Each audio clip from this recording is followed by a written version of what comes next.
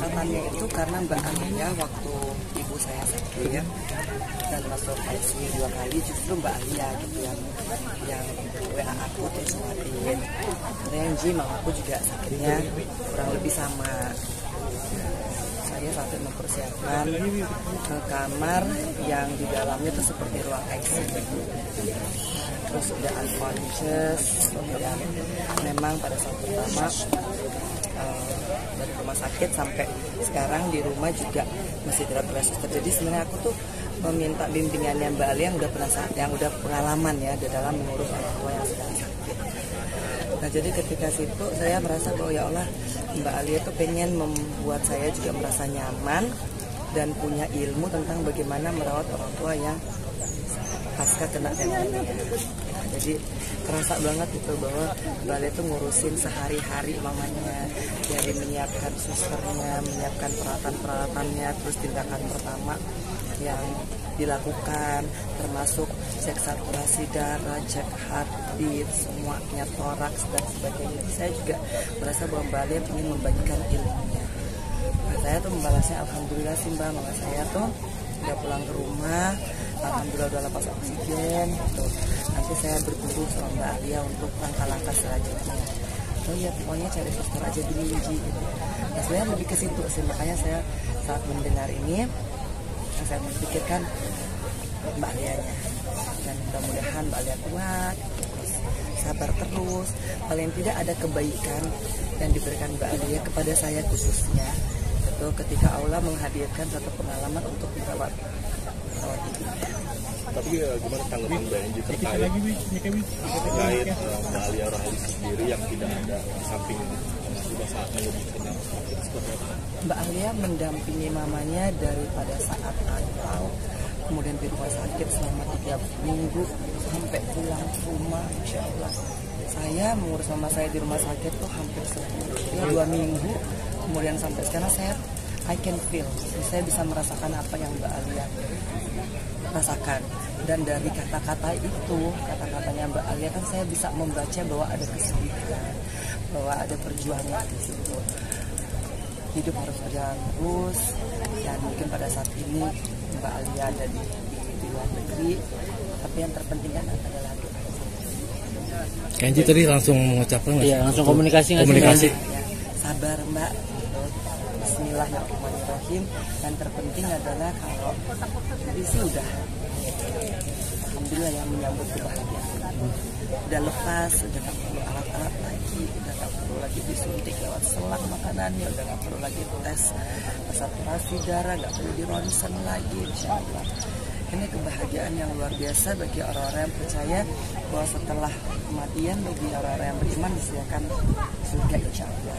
Mbak Enji sempat tanya ke Mbak Alia gitu, mungkin keberadaan Mbak Alia di Amerika untuk apa?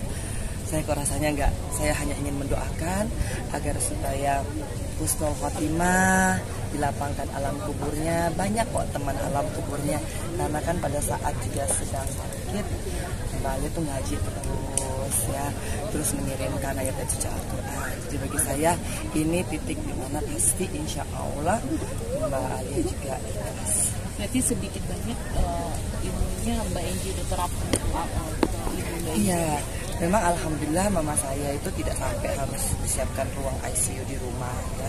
Mama saya juga udah lepas selang oksigen, mama saya nggak perlu dibantu dengan ventilator.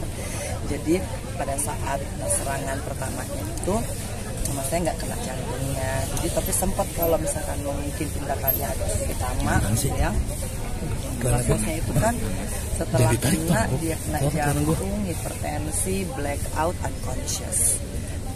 Jadi mungkin tahapan-tahapan itu. Dan saya pikir pasti Mbak Alia juga ketika melihat ibunya dirawat di rumah dengan segala macam peralatan itu, aduh pasti sama Mbak nggak bisa ngebayangin gitu kan, dengan tabung oksigen, dengan sonder yang harus masukin makanan dari mulut gitu kan, kemudian harus melakukan home care ya, dengan setiap minggu 2-3 kali.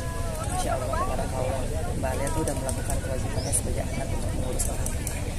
Mbak Enji merasakan seperan dari mungkin sekarang Mbak Alia Rahali dengan orang tuanya yang masih sakit kemarin. Update sendiri kondisi orang tua Mbak Enji sekarang? Alhamdulillah. Kalau kata dokter saya Mbak Enji jangan sampai Mbak Enci yang jadi pasien saya. Itu kata dokter jantung saya ya. Mbak Enci juga harus jaga kesehatan, Mbak Enci harus menjaga ritme, karena saya sendiri.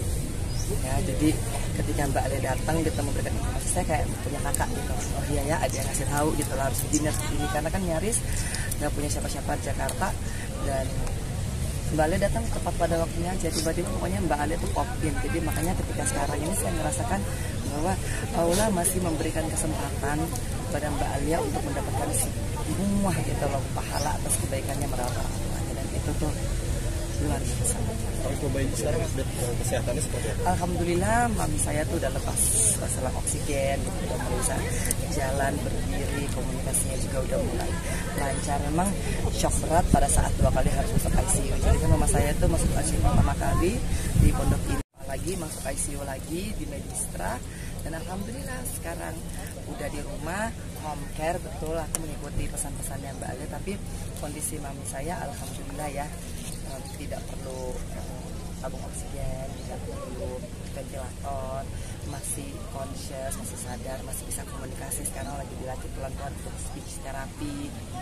Jadi selang yang tadinya terpasang di hidung itu untuk makan dan obat ya? iya, Sekarang udah dilepas? belum. Kalau itu kan ada 2 selang ya, selang oksigen dan selang untuk makanan. Nah, yang masih terpasang itu adalah selang yang untuk makanan, karena mami saya tuh masih kesulitan untuk nelen. Nah, untuk kasus fenomenia di usia lanjut yang paling membahayakan kan adalah kalau makan dia malah masuknya ke paru. Jadi memang suggest dari dokter adalah bagaimana agar supaya masuknya lewat mulut aja ya Mbak Enji, ya nggak apa-apa. Tapi sudah mulai speech therapy. Speech therapy itu tuh adalah melatih agar supaya tenggorokannya juga bisa punya daya dorong untuk mendorong makanan masuk, dan lidahnya juga di terapi juga agar supaya bisa melakukan gerakan-gerakan selayaknya orang makan. Sekarang ditemani siapa Mbak Enji di rumah? Akhirnya aku mengikuti sarannya Mbak Ali, aku pakai suster gitu ya, karena memang saya juga harus punya tugas dan kewajiban, kadang-kadang harus nganterin Keanu juga ke sekolah gitu kan, dan juga saya seorang diri ya, dalam artian saya tulang punggung keluarga. Kalau misalkan saya nggak kerja juga nanti bagaimana dengan mami saya dan juga Keanu. Tapi lillahi ta'ala alhamdulillah rezeki selalu ada, Allah selalu memudahkan. Jadi saya masih bisa diberikan kesempatan untuk pertama merawat orang tua. Banyak orang punya banyak duit tapi nggak punya kesempatan untuk merawat orang tua. Jadi, dan kalau saya membayangkan ya, kalau misalkan kerjaan saya kayak dulu, mungkin saya nggak akan pernah bisa ngedampingin mami saya. Tapi kan kemarin tuh 2 minggu penuh saya masih bisa merawat mami saya, dan saya bersyukur alhamdulillahirabbil alamin, ternyata ini adalah nikmat terbesar. Saya masih bisa dikasih rezeki sekaligus saya dikasih waktu untuk merawat. Tapi Mbak Enji menjadi ini di sosial media juga, ibu kan suka dengar lagu-lagu rohani, sedangkan Mbak Enji juga mendampingi. Iya, kalau bagi saya apapun yang menjadi permintaan orang tua saya ikuti. Jadi kalau saya minta didoain, misalkan tolong ya saya panggilin pendeta, ya saya panggilin. Tolong ya saya pengen dengar lagu ini, lagu gereja ya. Apalah yang bisa saya lakukan untuk menyenangkan hati orang tua saya ya. Bismillahirrahmanirrahim. Allah Maha mengetahui, Allah tahu niat saya hanya ingin mendampingi mami saya di usianya yang ya tahun ini 75 tahun. Tapi di usia yang 75 tahun ini sekarang lagi sakit, itu semangat untuk sembuhnya seperti apa sih Mbak Enji? Aduh, bismillahirrahmanirrahim ya. Jadi gini, mami saya tuh kan kena demensia. Jadi ketika kena demensia kita punya kesulitan untuk berkomunikasi. Mami sakit, apa yang mami rasakan, mami itu kadang-kadang tantrum. Jadi misalkan kalau saya mau dengar lagu gereja, nah itu mesti. Jadi nanti kalau misalkan kadang-kadang tidak diikuti kemauannya, tensinya naik, itu kan pengaruh ke jantung, nanti bermasalah dengan saturasi oksigennya. Ini memang kadang-kadang mungkin yang tidak bisa dibayangkan oleh orang yang mungkin tidak melihat keadaan mami saya langsung adalah bagaimana merawat orang tua yang sedang sakit dengan demensia. Jadi kita minta makan gitu kan, dia marah gitu kan, dan kita tetap harus menjaga stabilitas emosinya agar supaya tensinya tetap di 120, 130. Kalau misalkan nggak keikutan maunya dan tantrum, itu yang menyebabkan hipertensi. Nanti kalau hipertensinya naik, jantungnya juga kerjanya cepat, pompanya cepat, itu bisa langsung ke pembuluh darah, dan itu yang kami tahu. Tapi masih ingat mungkin nama-nama anaknya atau cucunya masih, atau sudah mulai? udah ini ya pokoknya kalau semua kadang-kadang diingat, kadang-kadang enggak gitu. Kadang-kadang saya dipanggil Mbak, kadang-kadang saya dipanggil nama gitu ya. Bismillah.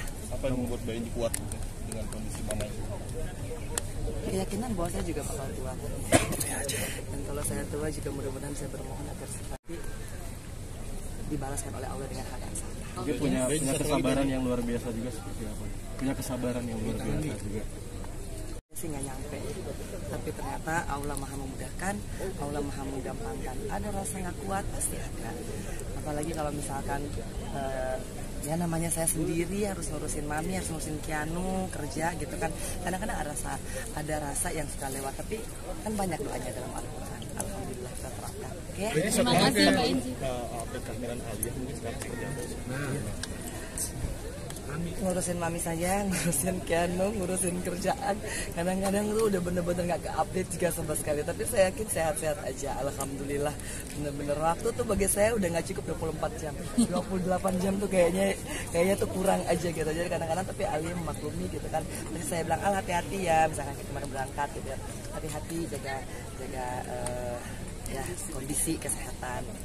Dan kan yang penting kalau Alia kan ada Torik sekarang ya, jadi alhamdulillah begitu. Pernah sering-sering tinggal tentang apa yang dirasain sekarang ke Mbak Enji sendiri? Ada suaminya, alhamdulillahirabbil alamin. Itulah enaknya begitu ya kalau punya suami ya. Assalamualaikum.